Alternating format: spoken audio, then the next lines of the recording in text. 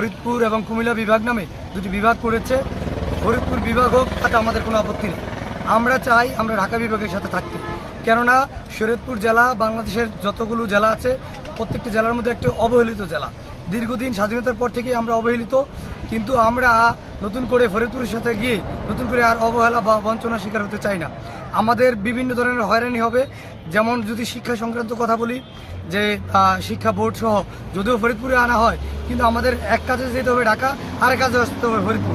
এরপরে আমাদের যোগাযোগ ব্যবস্থা, আমাদের যে কোনো কাজ হচ্ছে আমাদের ঢাকা কেন্দ্রিক। সুতরাং আমরা সরকারকে বলতে চাই, আপনাদের শুভবুদ্ধির উদয় হোক, আপনারা বিভাগ করেন, তাতে আমাদের কোনো আপত্তি নেই, কিন্তু আমরা শরীয়তপুরবাসীর দাবি আমরা ঢাকা বিভাগের সাথে থাকতে চাই। এই শরীয়তপুরকে যুক্ত করার জন্য কোন নীল নকশা আঁকা হয়, প্রত্যেকটার নীল নকশার গুম হারাম করে দিব। কেউ যদি মনে করে এই পদ্মা পারের মানুষদেরকে কেউ অবহেলিত ভেবে আমাদেরকে উপেক্ষা করে চলে যাবে, আমরা কখনোই তা বরদাস্ত করব না। আমরা এই পদ্মা সেতু ব্লকেট করে দিয়ে আমাদের দাবি আদায় করে ছাড়বো ইনশাআল্লাহ। শুধুমাত্র সংস্কারের জন্য তাদেরকে বিভাগ তৈরি করার জন্য বসানো হয় নাই। ঢাকা বিভাগের লগে আমরা থাকবো, আমরা কখনো ফরিদপুর বিভাগের সাথে আমরা যাব না।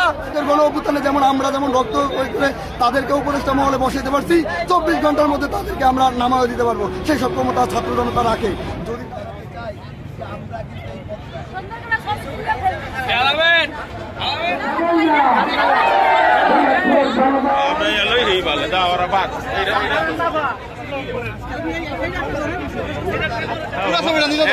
Enak.